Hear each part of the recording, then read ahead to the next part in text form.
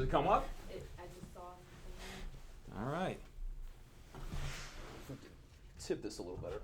Is that better? I think they did those other people live, like Dershowitz and Bailey. Those guys were live, but they were live. No, I thought they were here. No. I thought they were here. No, they went by Skype technology. Okay. Well, Megan, how do you know about this? About Rich. Oh, Yeah. okay, you knew each other before. Yeah, we went to Seton Hall together. We didn't know each other at Seton Hall, but then we met at Widener. Okay. On the left, Subscriber you number see 4 to everyone the that's viewing. You podcast. can click that for later. Like, I don't know if that is important to you, but like just for Pretty cool. see who's actually watching. All right, we're going to get started, everybody. Welcome to the Under Oath podcast. Our guest today is Judge Berman. Let's give him a round of applause. All right. I also want to talk a little bit about our audience today. One of the reasons the show's been so successful is because of you. And today we have such a diverse audience. I thought it would be nice to let everybody know who's here. We have somebody from the Attorney General's office, so that's the prosecutor's side. We have somebody from the Public Defender's office, so the defense side. We have a judge. We have a sheriff's officer. And then we have my family to make me feel better. They come to my shows. My wife, my aunt, and my sister Donna. So thank you for coming and joining us. Today we're going to dive into a case, a very serious case that was right here in New Jersey. It involved 2 freshmen at Rutgers University, one named Tyler and one named Dharun. And they were, in September of 2010, they were roommates. And as can happen in college, you don't know your roommate and you're starting a new life as adults together in a room that's probably not much, probably not even close to as big as this room. So it's relatively small. Well, these 2 men couldn't have been more different. One was outgoing and obnoxious. One was very quiet and reserved. One was white. One was South Asian. One was gay. One was not gay. They came from different worlds, but they shared a room, and they had one thing in common. They were freshmen at Rutgers and 18 years old and just starting their adult lives.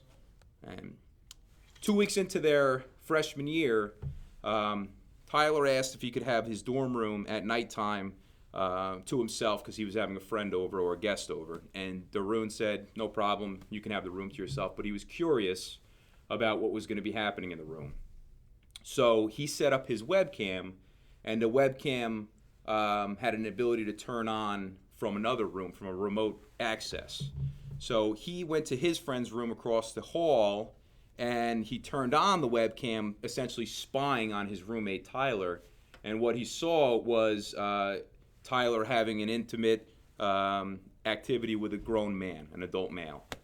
He shut it off right away, but he went on Twitter and he ridiculed his roommate and made some really negative comments about his roommate on Twitter. And one of the things we'll learn is that although he only made these comments with the expectation that his friends would see it, the whole world saw it. And most importantly, his roommate, Tyler, saw it. A similar incident happened a couple days later. And then a couple days after that, Tyler posted on his Facebook page, jumping off the GW bridge, sorry. And he committed suicide. And this was just days after the incident with his roommate. Dharun was charged with a variety of crimes as a result of the incident. And Judge Berman sat over the trial. It was an international story. It was on headlines all over America. And today we're going to talk about how the judge handled that trial, which was in 2012, right? Yes. All right. The first thing I want to ask you about, which I think has been really a very relevant thing we've talked about in the other cases. The other cases we've had on the show was the O.J. Simpson trial. We talked about the Mike Tyson rape trial, really high-profile cases, and how one of the things we've talked about is how jury selection played a part into those cases. Well, for this one, even my Aunt Marion from Wisconsin said it was on the news every night where she lives. So here in New Jersey, in Middlesex County, I'm assuming it was all over the news. Yes. How did you deal with jury selection on a case that was that high profile and involving such high emotion right in our backyard? That's a really good question, but let me just... Thanks, Judge. I appreciate that. You're welcome. I never said anybody was obnoxious. I said that. Okay. Because the case had so much attention to it, we sent out 2,000 juror summons. Just didn't identify the case, but said that we're calling you for a case that will last, I think it said 4 weeks, and it had a caveat on it, said, if you can't sit for 4 weeks, I think it said 4 weeks, for any reason, call this number. So we sent out 2,000. We knew we couldn't fit 2,000 in the courthouse, and people were going to call. Right away, we lost, as I recall, 1,775 people. Wow. 225 walked into the courthouse on a Monday. It was the Monday before President's Day Monday. I remember that well. And 40 people hadn't 40 or 41 people hadn't seen that. And my view was, if someone says I can't serve for 4 weeks, I took their word for it immediately. Because either A, they're telling the truth and you don't want to create a hardship, or B, they're not telling you the truth and you don't want them. Right. So that got us down to 184. Then we had a 17-page questionnaire. By the way, they didn't know which case it was until they got to the courthouse. They knew it that morning, though? That morning, they would have known. Okay.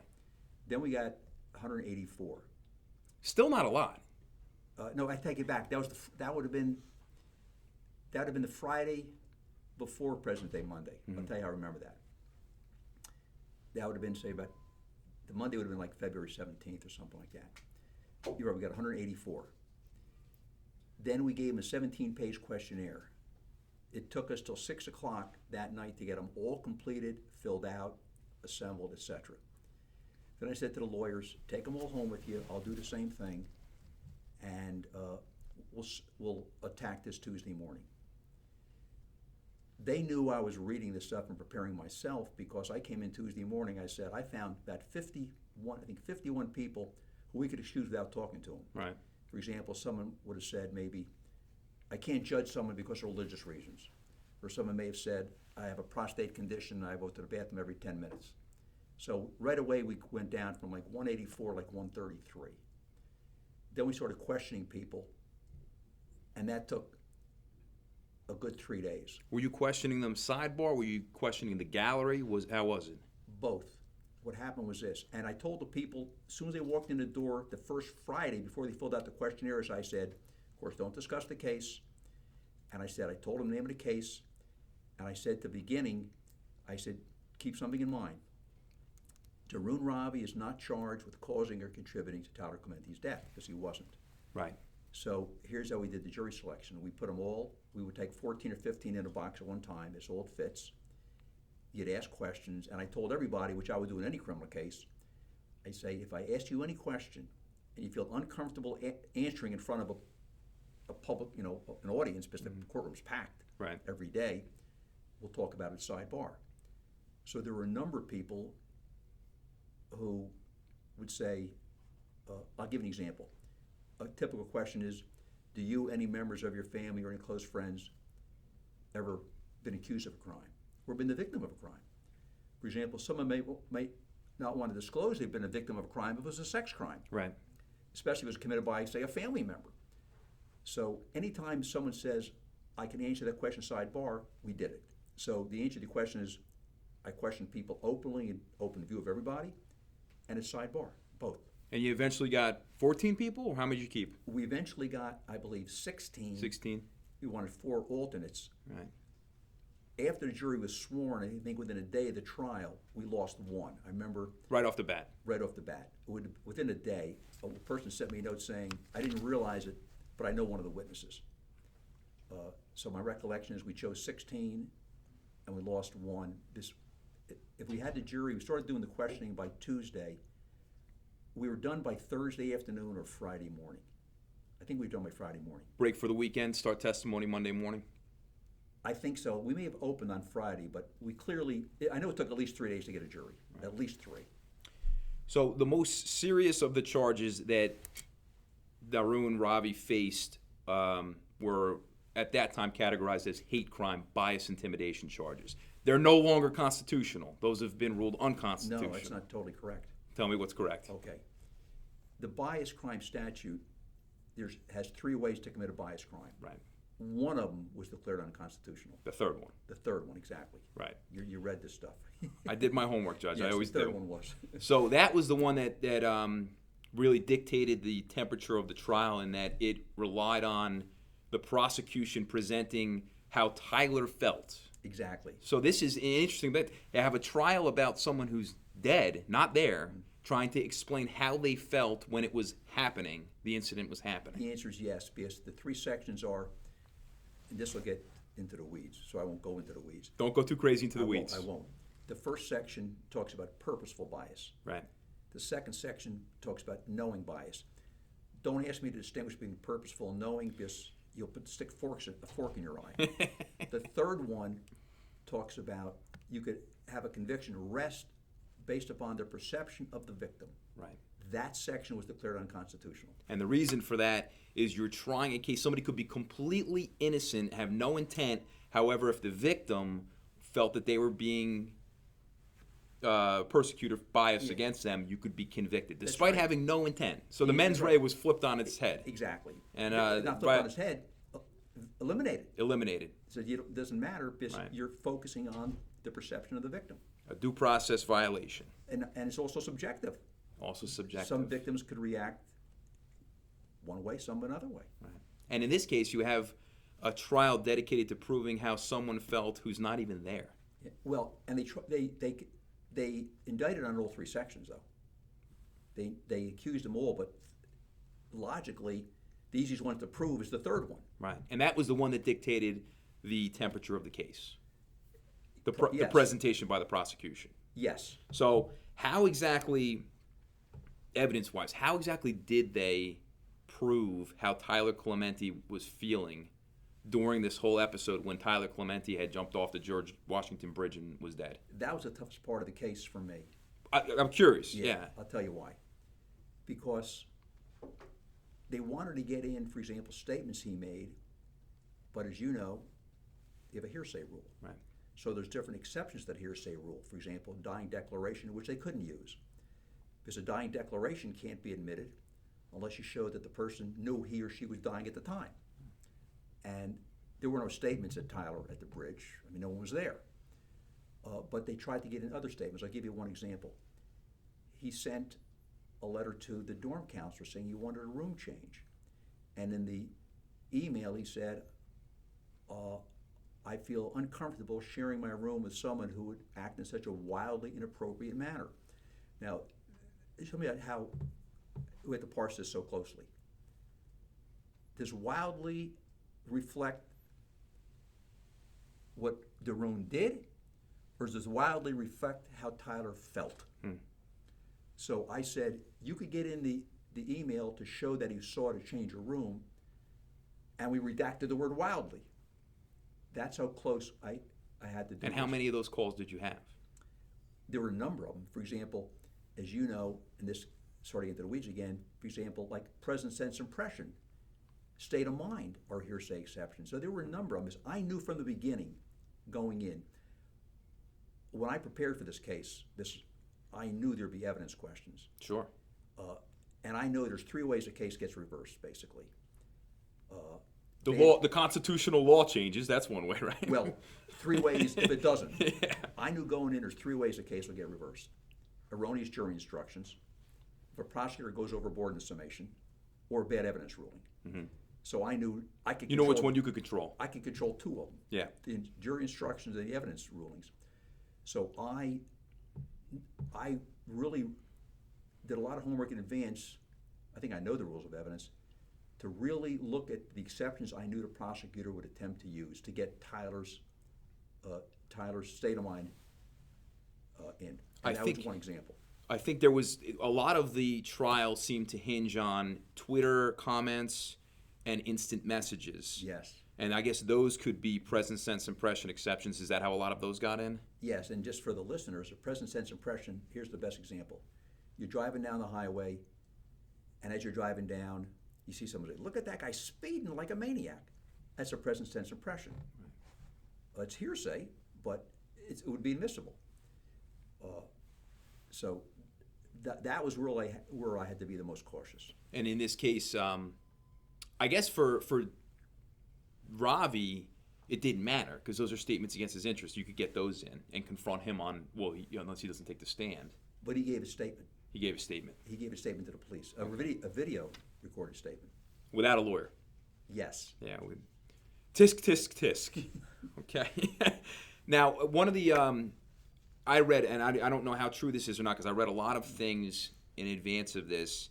Some of them were, published by not so credible. Well, everything's fake news now, but some of them were credible and some of them were not credible. One of them I read said that there was a decision you had to make about a suicide note, and the defense had made a request to read or at least in camera review the suicide note by Tyler. Is that true? Not completely. Okay. What happened was this. When they discovered Tyler had taken his life, as I recall, the prosecutor's office seized his computer and did an inspection of it. And the defense wanted access to it. And I said, but you put me on to something else that will interest you. Tell me both. I will. So I had to do what's called an in-camera inspection of the computer. Here's where one question got very interesting. The rules of court say that the state must give the defense the names and addresses of all potential witnesses. It's a rule of court. It's as binding as a statute. The statute says that a victim of a sex crime's name and identity are to be protected. Invasion of privacy is listed in the code as a sex crime. Remember, someone else in the room who was an alleged victim. Ravi wasn't just indicted for Tyler Clemente. MB. Exactly. He's indicted for MB as well. So the defense says, we want the name and address of MB. That's a tough one. For the rules of court say we're entitled to it. The statute says you're not entitled to it. Okay, so that's what judges. What does Judge Berman say? What does Judge Berman say? Yeah. So I did something I think they were both satisfied with. No one ever appealed me. I said, here's how you handle it. I told the state, you must give, first the state made an offer I didn't accept. The state said, well, we'll let them interview him in our office. Or we'll give it to the attorneys and they can't disclose it. I said, well, first of all, the attorneys aren't on trial. Ravi is. I says, you will disclose it to the defense attorneys. Name and address. They may share it with their client and their investigator, and they're prohibited from disseminating it. So I gave the defense attorneys what they wanted, but put a restriction on it. So there was no suicide note, though, that you had. I didn't say that. Okay. I've never commented on that. And you're not going to comment on it today? No. Okay. Let me get back to MB, because I think that's a curious topic to discuss. He goes throughout this trial as really a key witness, right? Pretty much. Yet you are able to manage this court and maintain his anonymity without anybody understanding his identity, right? Yes. The press doesn't get to come in. He goes in and out of the courthouse without people seeing him. Yeah, but there was one question that got a little dicey too. Did it? The state, you can't say you call your next witness. So he came in and was sitting in the witness chair before the jury came in.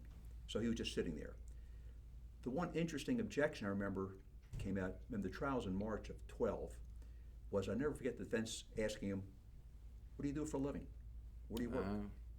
Objection. Right. I said, sidebar. You're not getting that. Mm-hmm. That's sustained. Well, everyone else has told us. I said, that'll give away his identity. Right. Suppose he says hypothetically, it's hypothetical, I didn't say this. Suppose he says, I clerk for the Supreme Court, or I work on ESPN. Right. Or I'm Rich Lomurro from the Rich Lomurro Show. Yeah. It'd be I tough. said, you're not getting that. It'd be tough to hide your identity then. Yeah. And besides, why is it relevant? Probably not relevant. No. If you're going to say it goes to credibility, how? Yeah. Yeah. What's the difference where he works?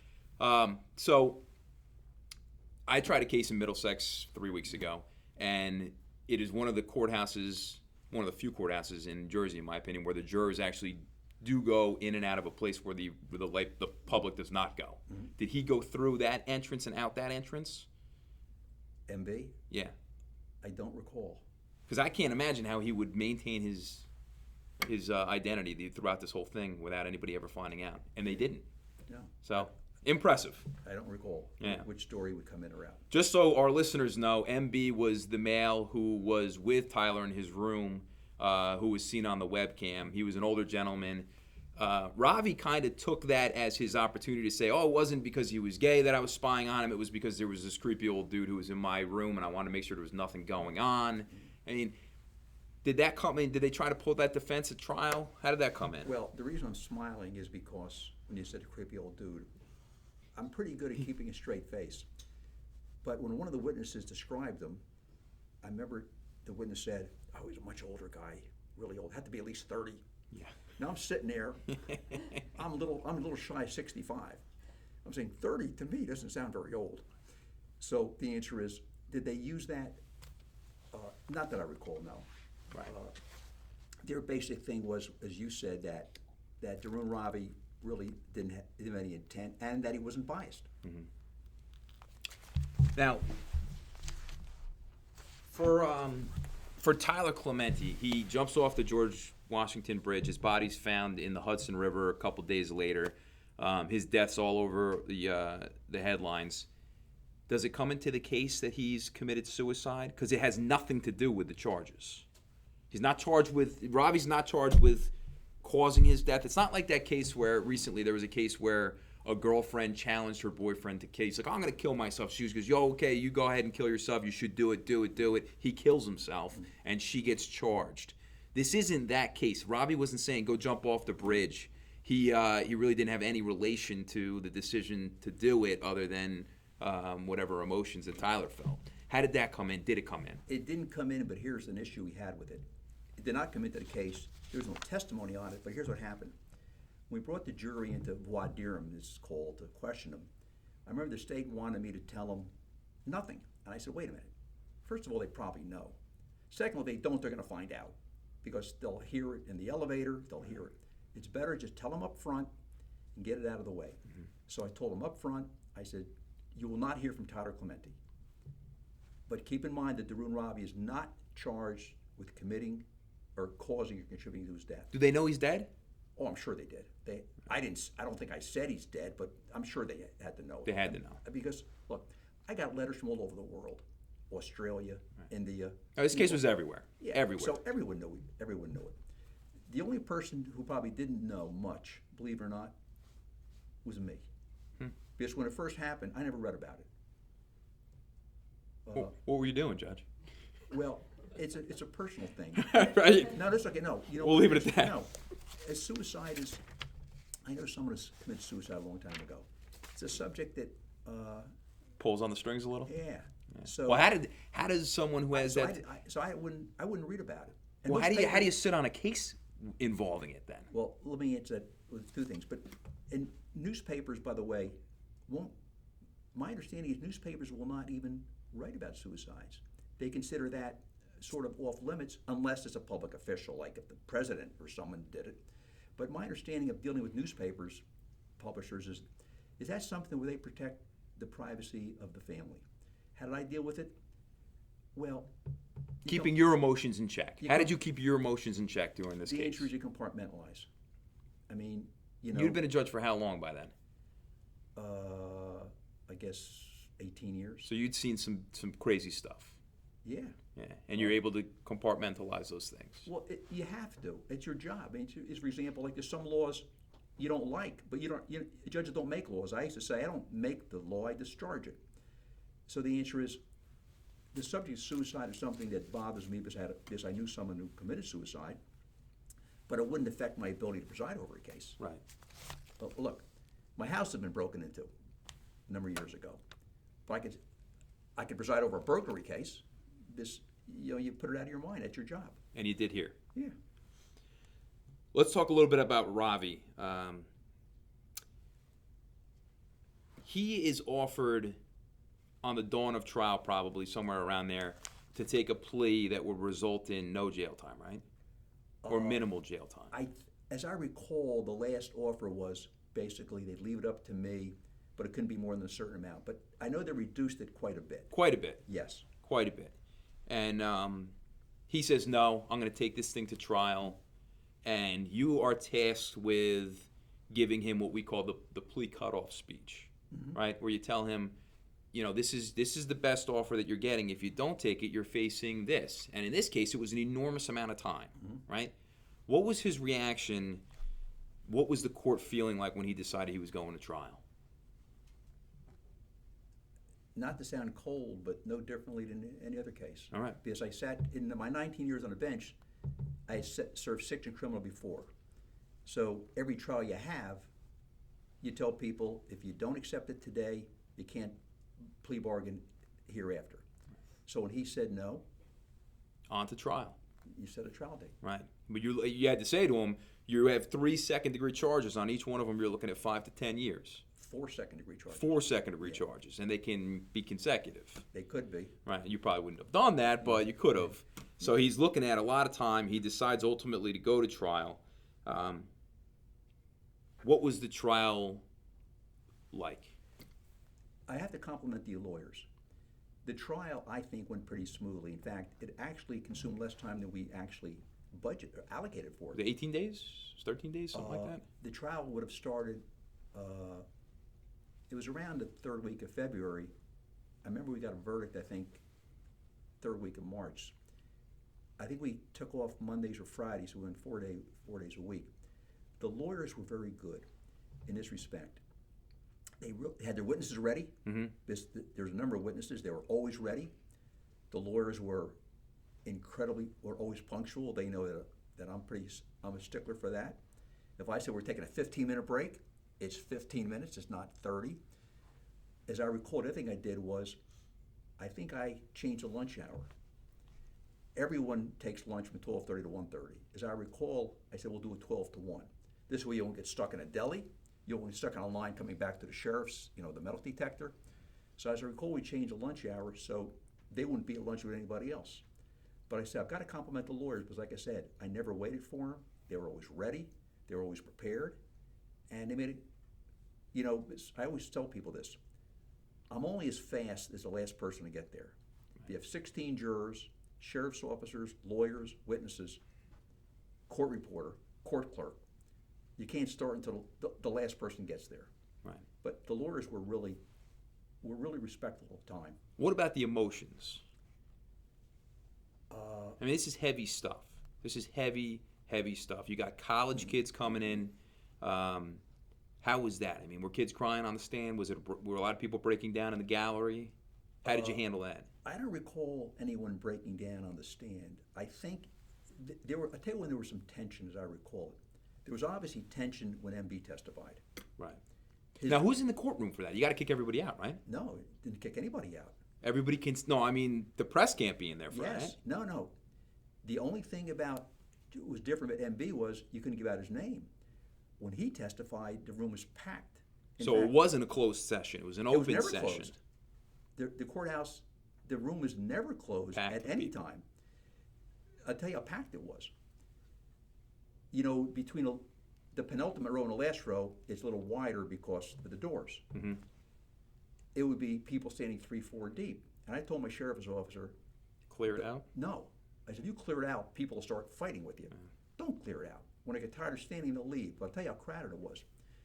My secretary came down one day, was standing in the back and couldn't even see me. And I'm elevated. How about that short? But there was some tension when he testified. Because no one knew what he looked like. I never saw him before, so there was a curiosity. His direct testimony was only about 45 minutes. The cross was about 4 hours. Wow. There also was some tension when Molly Way testified. She was the woman whose room was across the hall where Dharun Ravi used her computer to set up his webcam.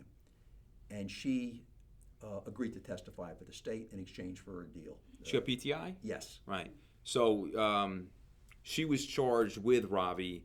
She was given a diversionary program. Yeah. And in order to have that, she had to cooperate and testify for the state. Yes. And there was tension there? Yeah, and I'll be honest with you. You could see it was tense because she's sitting as close to me as you are, maybe 8 inches further away, and a little lower down. Mm-hmm. You could see she had a couple gray hairs.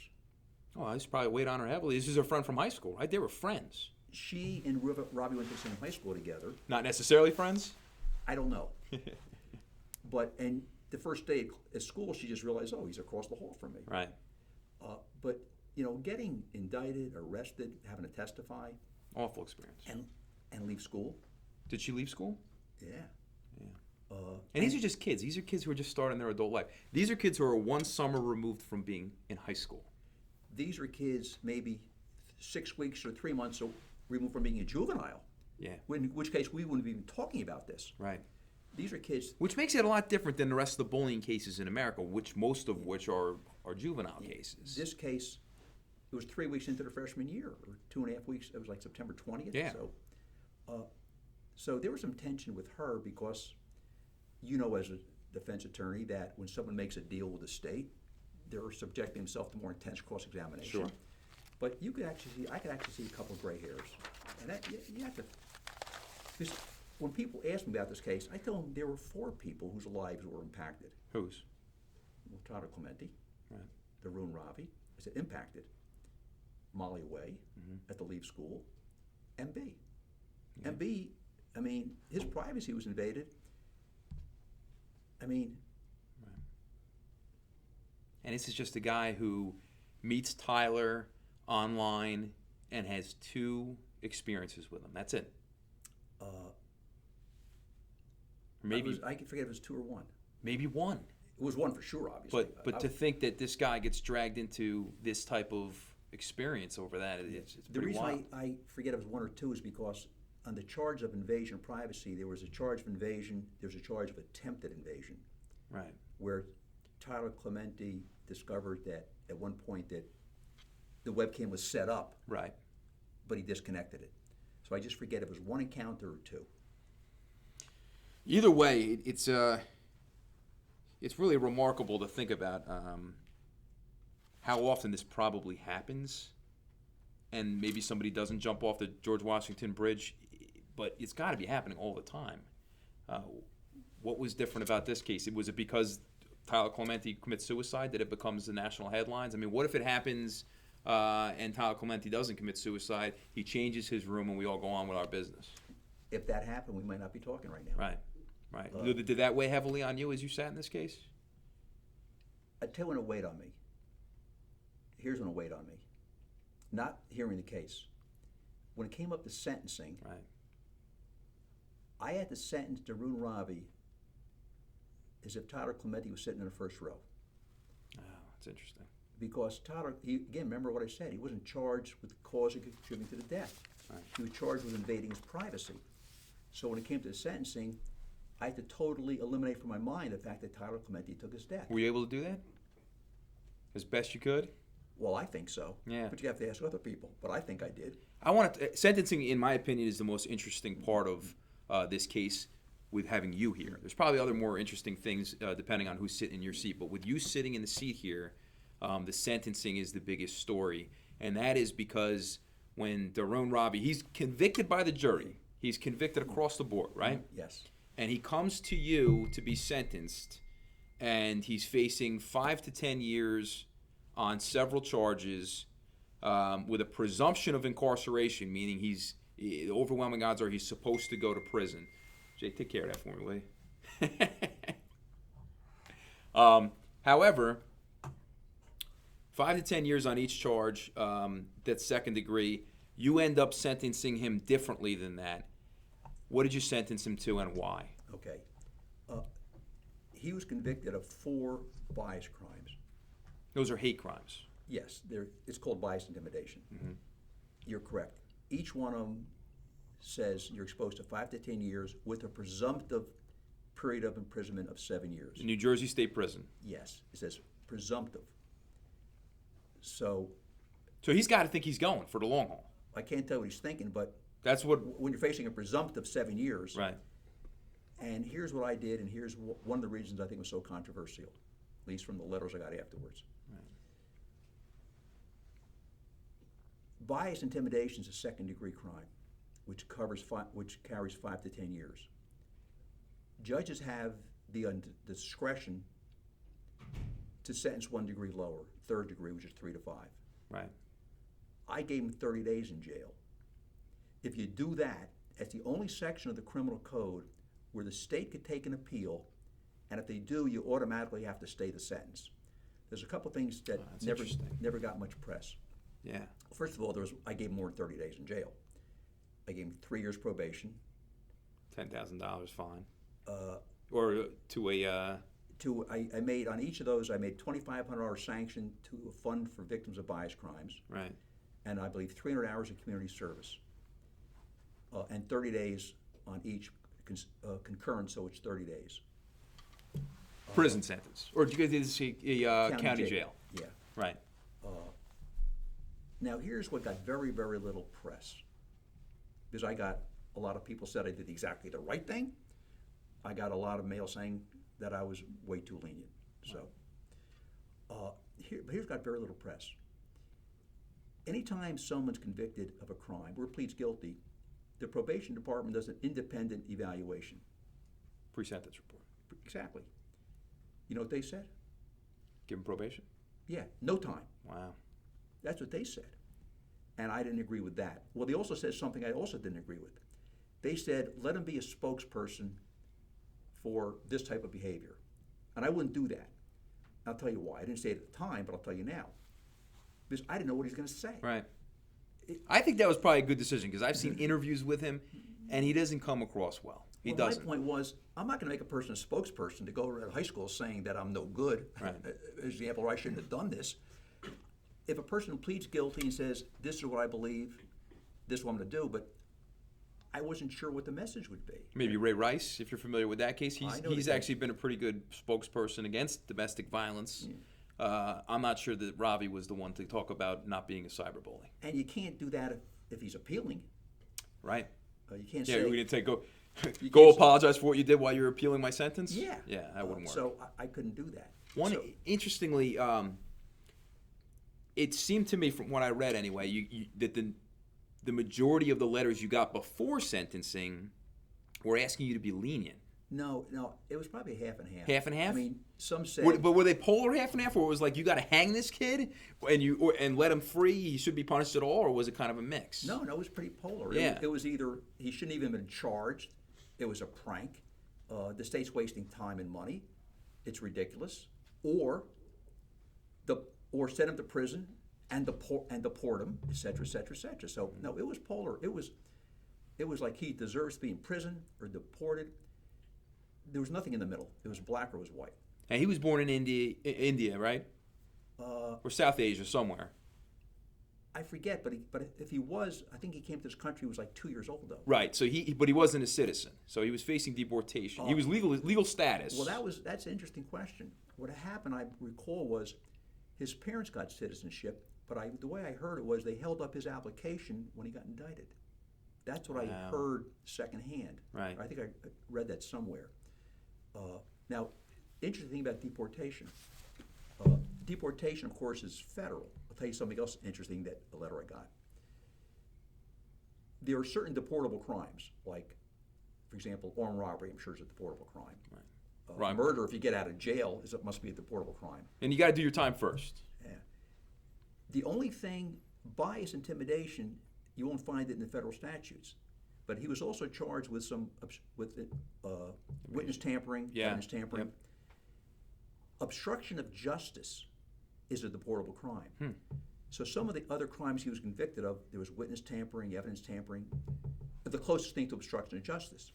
But the federal statute says to be deportable, you got to be convicted, which he was, and be subject to and get a jail term of a year or more. I didn't do that, so I basically rendered him non-deportable. The other interesting legal things, some letters I got, was some people urged me to pardon them. Now, here's what people don't realize. Can you even do that? No, Yeah, the governor's got to do that. the president can't do it. The Constitution says the president can issue pardons for crimes committed against the United States, which means it's got to be a federal crime, Right. like tax evasion. So that doesn't apply. So President Trump couldn't pardon him. The governor could. Right. The state constitution allows the governor to pardon him, but I'm not the governor.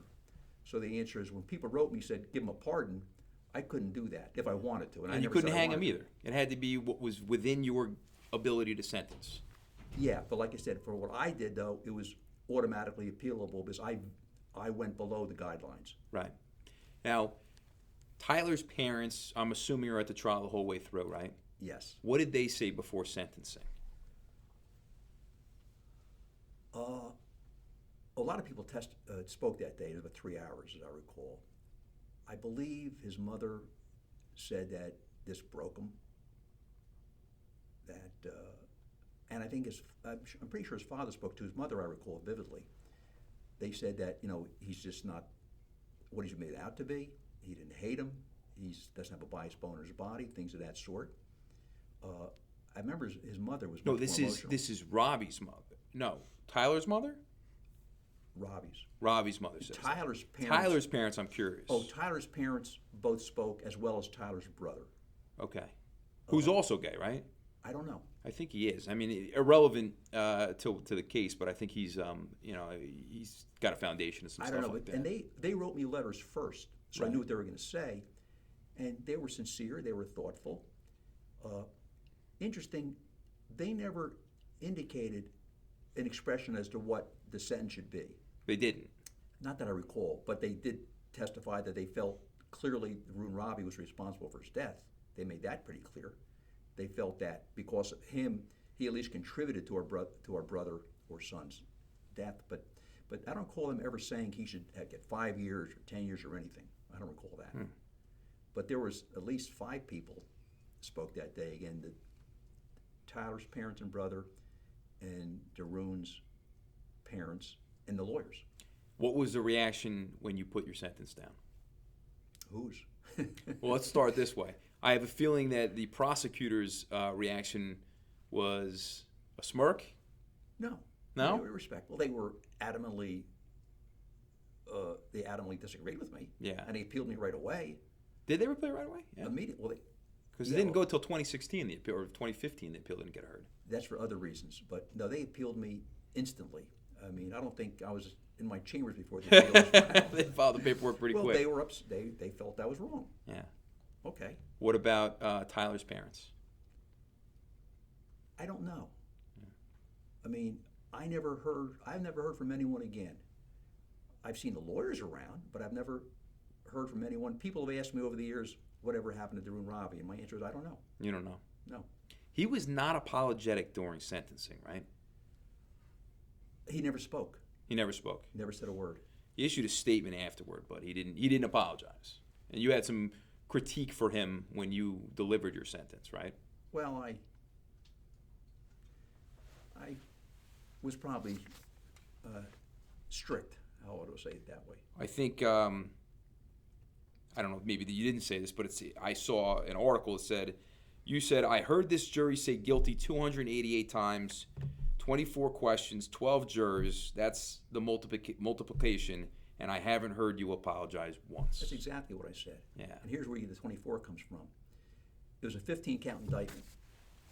The jury had 35 questions because you had to ask them the different forms of bias against 2 different victims. So, for example, invasion of privacy, he was alleged to invade the privacy of 2 people. Mm-hmm. For example, as I recall, the jury convicted him of bias against Tyler, but not MB. True. And that's logical if you think about it. Because why would you be biased against someone you never met? Right. So, that's right. That's exactly what I said. What was his reaction to that? I don't recall there being any. No reaction. Not that I recall, no. Well, he has a right not to speak. Correct. And I guess he exercised that right. Maybe it was by the influence of counsel or his own. Who knows? But certainly you let him know a little bit. Well, what you quoted me is what I said. Because I believed he could have apologized without admitting his guilt. Right. I believe he could have said, I'm sorry for what happened. I'm not biased. I regret what I did, but I didn't intend to break the law. I thought he could have said something without admitting or confessing anything, because I never expect somebody to grovel, but I thought he could have said something. Mm-hmm. Now, would it have affected me? Well, I can't answer that question because I never heard him speak. His lawyer spoke. Right.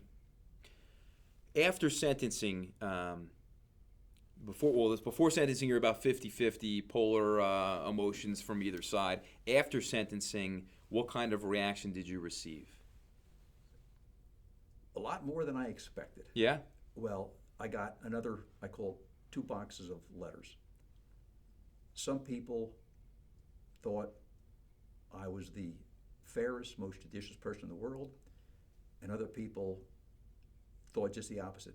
I'll tell you one of the interesting ones. The sentence was on Monday, May 21st. That night, I wouldn't put on the TV because I know what they're talking about. That night, my former wife, who lives in California, calls me on the phone and says, hurry up, turn on the MSNBC. I said, what for? She goes, Nancy Grace just called you a national disgrace to the country. Now, my ex-wife is named Grace. I said to Grace, I got 2 questions. Why are you telling me this? And now that you have, why would I watch it? So the answer is, I was pilloried by some people on national TV, and then I got some editorials people sent to me from the New York Times and other papers saying I did exactly what was appropriate. So I got letters from literally all over the world saying either A, I'll give you an example. I got a letter from a woman in India saying, I never thought Dharun Ravi would get a fair trial. But there's no question in my mind, you were eminently fair. But I got letters from people basically saying I wasn't fit to be a judge, that I was a disgrace to the bench. You told a story earlier about one of the funnier letters I guess you got. It wasn't funny. We're talking about the same thing. Admirable? Pardon me? Admirable? Well, we were talking about, Tell both. okay. Well, I got one from your dad. That was the one I've saved, one of the ones I saved, because I'm not saying this because you're here. Known your Sure dad you're for- not. Known your dad for over 40 years. He's a gentleman. He's a superb lawyer. He's universally respected. He sent an email and he said it was a profile and courage moment. Those were exact words. And I saved that. The one I got that was funny, if you're not me, was a guy saying, if I win the lottery, I'm going to buy a village and make you the village idiot. Yes. That one. Like, it wasn't funny to me, but I mean, I laughed and then I discarded it. But did you keep the profile and courage one? I still have it. And my father practices law with me here at the Lomurro law firm. He told me that story, and he said, you'll probably ask Judge Berman and say, I don't know what the hell you're talking about. But in fact, Judge Berman did keep that letter, and that's a great story. And it was a courageous moment for you. You could have gone by the book, and the book tells you that you were supposed to send him to jail, Well, let me state tell- prison. But let me tell you something. This is what I think. Because I reviewed the biased crime statutes from all the other states. Now, I could be wrong. I can't read the legislators' minds. But I think that biased crime statute wasn't designed for this. I think it was designed for more, an example, you burn a cross on someone's lawn. You paint swastikas on someone's house. I mean, I don't condone what he did, and technically what he did fell within that statute. But I got a call from a number of legislators after the sentence, I can't name them, of course, who told me, you did exactly the right thing. They said, we never conceived of this when we passed that law. There's more than one, there's several legislators called me on the phone and said, they waited appropriately till after it was over, said, what you did was exactly right. It was obviously Donald Trump. No. They said legislators. Very courageous, in my opinion, to do what you did. This case, I mean, I look at it from an outside. I wasn't in the courtroom, I don't know, but it seems to me like just kids being foolish and making bad decisions. And certainly it has an aspect of bullying, but I don't know that anybody deserved to go to state prison. And I admire your courageousness in handing down a sentence that didn't send him to state prison. Because by the time it would have, and this is the truth, by the time his appeal would have gotten heard, he'd have been in for years. Well, and that's really Years. Yes, and that is really an unfortunate part of the system. Right. And you can't get that time back. You can't get that time back. And I think I made a statement at the time. I said, I am not sending him to state prison where we send, I think I said, where we send rapists and murderers, etc. I think I may have said that at the time. And like I said, the state was vehemently resistant to what I did. And that's because they have an incredibly sympathetic case. I mean, it's just sad. It's sad, and you feel horrible for the Clemente family, but you can't punish Ravi based on your sympathy. Well, someone actually framed for me the Star Ledger editorial and sent it to me as a gift because it was very laudatory. And it said, the editorial said, there never was any proof that Dharun Ravi hated Tyler Clemente. I said in my sentencing, I don't believe he hated them all. I said, I believe he acted not out of hatred, I said colossal insensitivity. Yeah. Now, I didn't know it at the time, but the next day, I'll never forget this, the next day, I'm going to Yankee Stadium with a buddy of mine for the next game, there's a night game. And I get a call from my friend's wife. It says, you better pick up page 2 of the Times, it's in the car. Nancy Grace again? No.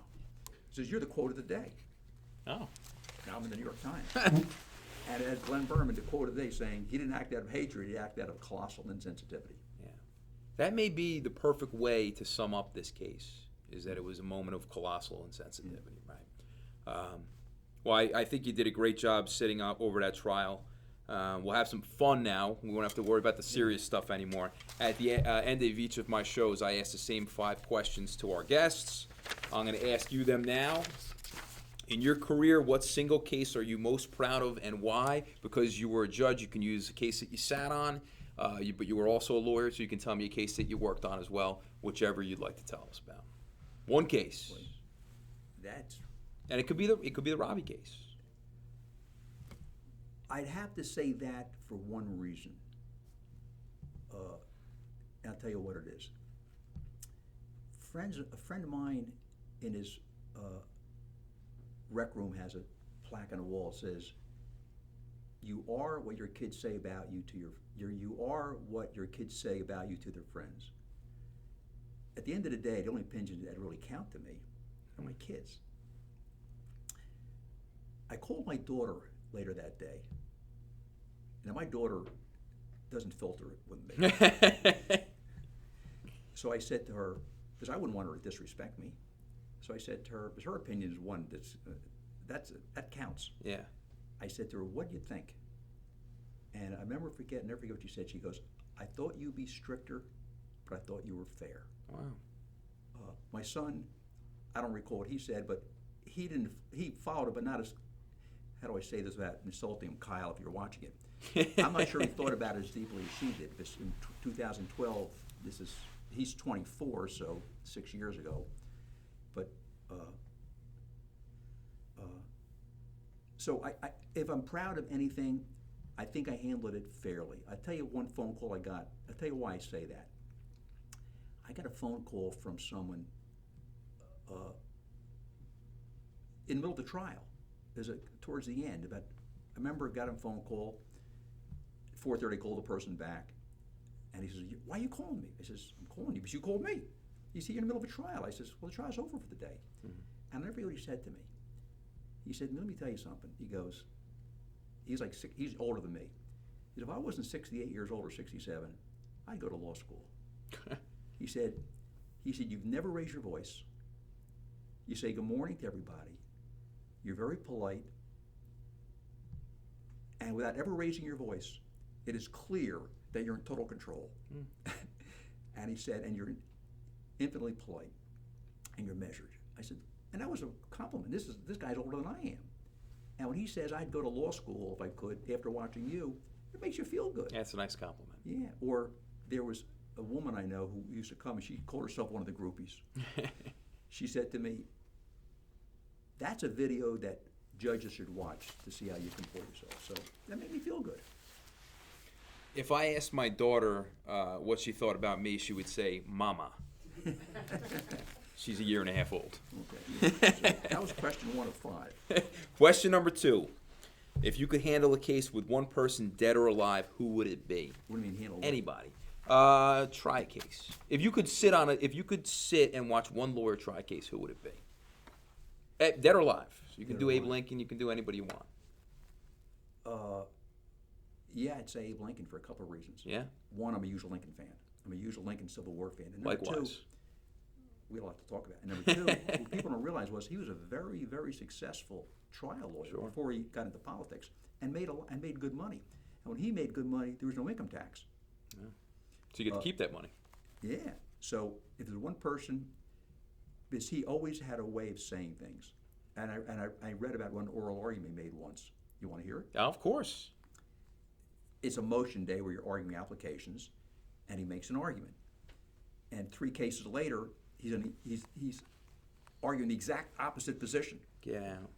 He wins them both? And the judge says, well, Mr. Lincoln, 20 minutes ago, your position was this. And Lincoln's, because I've read everything about Lincoln, and Lincoln's answer was, well, Judge, before I thought I was right, now I'm sure I am. So Lincoln had a folksy way about him, but he had a razor-sharp mind.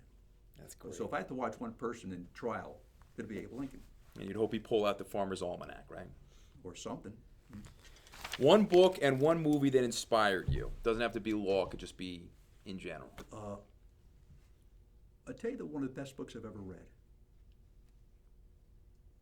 And I've read it more than once.